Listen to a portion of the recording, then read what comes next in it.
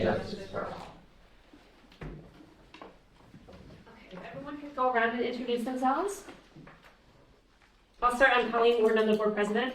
Laura Hall, trustee. Valarie St. John, I'm a trustee. Clint, Derringer, trustee. Clint? Clint. Amy Tuttle. Tim Klepp, trustee. Ginny? Ginny Jeup. Hey, Ginny. Sean Cotton. Sean? I've met some of you before. Good to see everybody.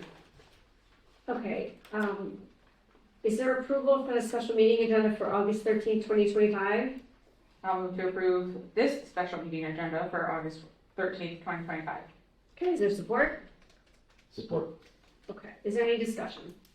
Yes, if there's anyone making public comments, should we move public comments to before the meeting goes into closed session? Sure, that's a good idea.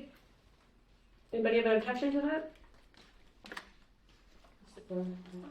So there's a motion, any discussion about the amendment to the agenda? Okay, all those in favor of the amendment to move public comment to before the motion for the closed session, say aye. Aye. Any opposed? Okay, now is there a motion to approve this special meeting agenda as amended for August 13th, 2025? I'll move to approve the special meeting agenda as amended for August 13th. Is there support? Support. Any discussion? Okay, all those in favor of approving the amended agenda, say aye. Aye. Any opposed? Okay, that carries 7-0. Okay, are there any public comments? Go ahead. I'll stay seated if that's all right. It's easier to read. Just like to start by telling you what's been considered exceeding expectation for our superintendent over the last several years. In 2020, 2021, our superintendent predicted our school would lose 200 students and our school would lose $4.2 million in fund equity. Instead, we lost 529 students, remained effectively closed until April of 2021 and still lost $3.5 million in fund equity, despite receiving the first $3 million in COVID dollars from the federal government. In the 2020-2021 school year, despite this horrific performance, Dr. Niehaus was given a highly effective rating. In 2021-2022, our superintendent predicted that our school would increase enrollment by 145 students and lose $2.2 million in fund equity. Instead, our district lost 311 students. This headcount projection went against the plant ramp projection and ended up costing the district over $4.5 million in revenue versus projection and led to the single largest loss of fund equity in any single year of GPPS history. $5.2 million lost in fund equity, despite $4 million in COVID dollars from the federal government in the 2021-2020 school year. I actually came and commented at the superintendent's review that year, provided these facts to the board, and despite having this knowledge of the dismal performance, the board still rated Dr. Dean as highly effective for the 2021-2022 school year. Dr. Tuttle's first full year in charge, the district projected a headcount reduction of 100 students and a fund equity loss of $1 million. Instead, the district saw a loss of less than 60 students and a fund equity gain of just under $5 million. She did all this while eliminating over $4 million of supplanted COVID dollars from the budget without sacrificing the quality of our education received by our students in the district. Based on the criteria used in the past assessments of district superintendents, anything less than a highly effective rating this year would be insulting to Dr. Tuttle and the entire community, who sees the progress she is making towards stabilizing this district despite the headwinds from a board leadership team who seems to want to micromanage everything she does despite her exceptional performance. One of our board trustees used to say that she preached for her first 3 years, trust the experts. You have one sitting in front of you who has proven her commitment and worth this district, consistently delivering results. Again, anything less than a highly effective rating would be insulting to her and this community. Thank you. Thank you. Are there any other comments? Is it possible for the guest to introduce himself? Yes, of course. Oh, me? Okay. Yeah, my name is Rod Green. I'm a consultant with Michigan Association of School Boards, and I was a superintendent for 24 years in Michigan, and now I kind of help school boards and superintendents around the state. Okay, are there any other public comments? All right, is there a motion to enter into closed session for the purpose of the superintendent's evaluation? I'll move to enter into closed session for the purpose of the superintendent's evaluation. Is there support? I'll support. Okay, is there any discussion? I just wanted to clarify that when we're doing it, so it's not the evaluation, we are discussing aspects of the evaluation, but this is a mid-year review. It is. Although the mid-year review, if you look at the statute, is part of the whole evaluation. So although it's called the mid-year review today, in the statute, Dr. Green can Yeah, clarify this, but it's part of the evaluation. it's proper to go into closed session and discuss the progress of the superintendent, so that's what we're doing. Yes, but would we come out with a rating? No, or that's right. we won't have a rating. That's what I wanted to clarify in case anyone was going to stay and wait for us to Yes. say that we're not going to be coming out with. No, and there is no, just to the gentleman's point, there's no highly affected anymore in Michigan. They've eliminated the highly affected category, so effective is the highest rating that you can give. And so, but we're not giving any rating today, we're just reviewing progress. It's called a mid-year progress review. Yes, and I also want to clarify that we're required to do this pursuant to statute. Yes, The legislature now requires us to do a mid-year review, and that is, again, part of the overall evaluation that's contemplated by the statute as far as the superintendent evaluation. So one point, if we're gonna have any goals that we come out of the meeting, those have to be put in open session, correct? yes. If we're changing the goals or we're developing new goals, we would do that in open session. But in terms of closed session, we can discuss progress towards goals and what we think of the superintendent's performance in regard to the goals. One additional clarifying point, the statute went into effect July of last year. In last year's evaluation cycle, there was no mid-year review. Is that correct? Yes, but you did the evaluation in November, December range, and so you weren't required to do a mid-year Right. that year. So this is the first year you're doing a mid-year. So this your cycle is January through December, so your mid-year is July, August range. Perfect, yes. Okay, any more discussion about the motion? Okay, and I'm going to clarify that. So all those in favor of entering into closed session for the purpose of the superintendent's mid-year progress review report, say, we have to do this roll call. Okay, I'm a yes. Yes. Yes? Yes. Yes. Yes. Okay, motion carries 7-0. It's entered into closed session. Second? Second. Okay, all those in favor of reconvening, say aye. Aye. Okay, we're back in open session. We've already done public comments. So is there, did you I want have a question. I have a question for you. Yes. As a superintendent, do I have a choice whether this meeting should have been in closed session or open session? Yes. Because I wasn't given that option. In open session. That's true. She could have requested it to be an open session. So, that might have been like we could have made sure that we gave her that option.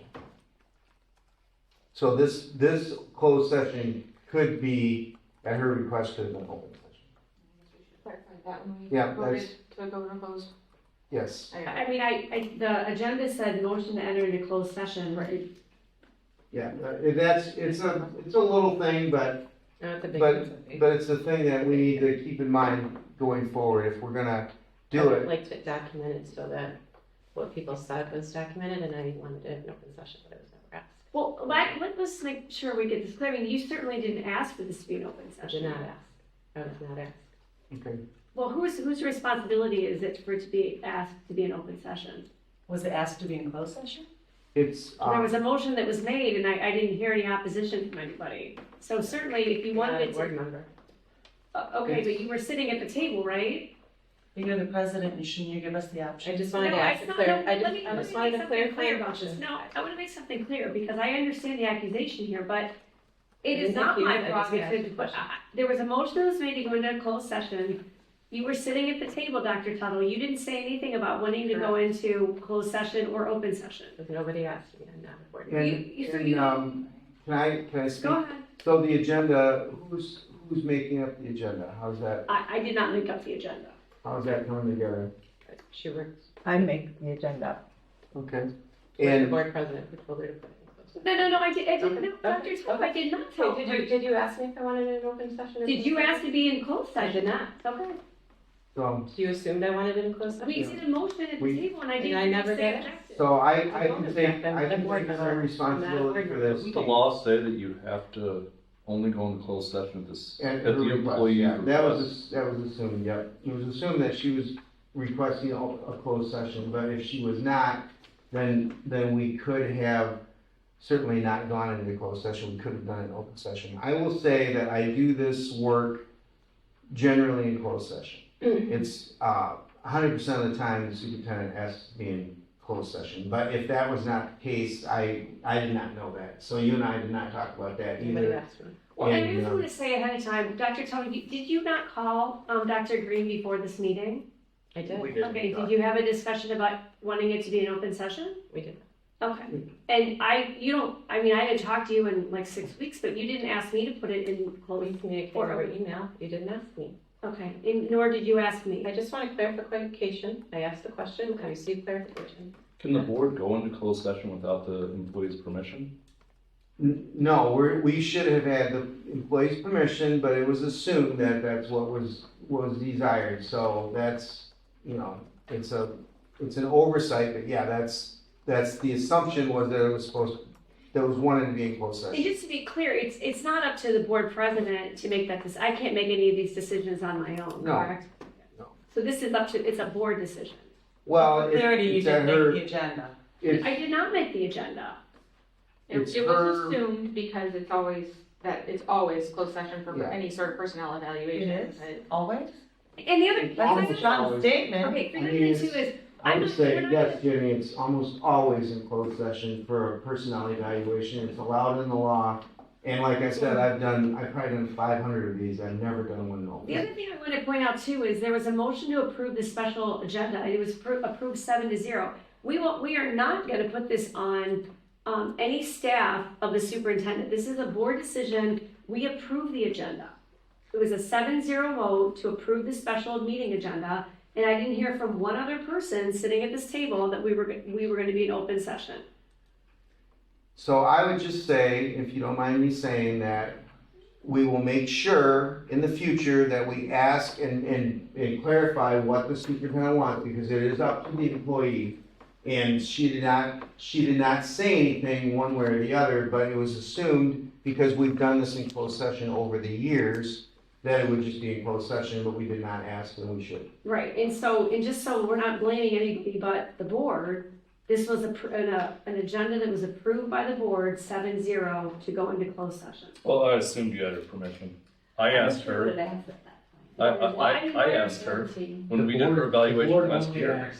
So now we know it's a social media. We didn't ask. We all approved the agenda and moved The into closed president session puts without. together the agenda. When I put together her evaluation, I asked her if she wanted in closed session. The board policy says that the agenda is put together with the consent of the superintendent. So the board agenda is sent to me by Dr. Tuttle's assistant. Dr. Tuttle looks at that agenda, and not once did I receive any sort of phone call, email, text. In fact, I received a text from Dr. Tuttle about something else today. I didn't receive a text, an email, or a phone call saying that she did not approve of the agenda. And then we came here tonight, we convened as a board, and we said, do we all approve this agenda? So now, after the fact, we're now saying, oh, I assumed you knew that. Well, you approved the agenda as well, Trustee Cotton, as did all 7 members of this board. There was opportunity for discussion also at that point. That seems like that would have been appropriate to discuss it at the point when we asked if there was discussion on the motion, either to approve the agenda or to move into closed session. That would have been the appropriate time to bring this up, in my opinion. I'm just concerned we violated the OMA. Well, it was The OMA only allows closed session with the employee's permission. So if we're challenged by the OMA, then we have to redo all of it in open session. So that's. Is that what you're asking, Dr. Tuttle? Would you like to redo this in open session? I asked a question, I received my answer, I have nothing further. If somebody alleges that we violated the OMA on this decision, then can be held up by court, or you would have to revisit the decision, you know. And I will just say that there's no decision that we made in closed session, there's no decision we're making now. It is an oversight, not asking Andrea that, you know, she definitely wanted a closed session. We all made that assumption, and I was at fault at that as well. So if she wanted an open session, she could have said that at the time. She did not say. Obviously, it was on the agenda. It was on the agenda, the board was making the motion. She understands the law, and I understand the law. We all assume that she wanted an closed session. So if there's anything else on that, we can revisit it later. But as far as I can see, that there's nothing that we can do about it now, other than in the future, make sure we ask that question. And it's not required to be in writing, but it is required to be consent that it goes into closed session. So I believe that what I would say is that she gave consent by sitting here and allowing me to make the motion to go into closed session and talk about her mid-year review. So, I think that's a stretch.